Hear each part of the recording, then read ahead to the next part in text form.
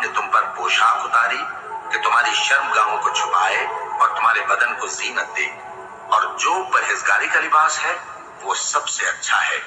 ये अल्लाह की निशानियां हैं ताकि लोग नसीहत हासिल करें।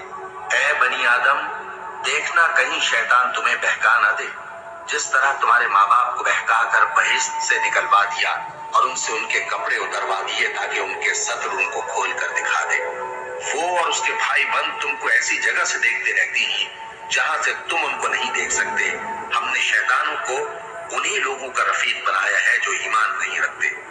और ये लोग जब कोई बेहयाई का काम करते हैं तो कहते हैं कि हमने अपने बुजुर्गों को इसी तरह करते देखा है, और अल्लाह ने भी हमको यही हुक्म दिया है।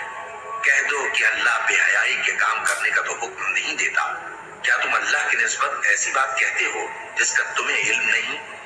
कह दो कि मेरे परवरदिगार ने तो इंसाफ करने का हुक्म दिया है, और ये कि हर नमाज के वक्त सीधा किबले की तरफ रुख किया करो और सिर्फ उसी की इबादत करो और उसी को पुकारो।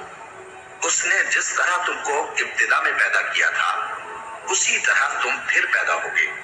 एक फरीक को तो उसने हिदायत दी और एक फरीक पर गुमराही साबित हो चुकी। इन लोगों ने अल्लाह को छोड़कर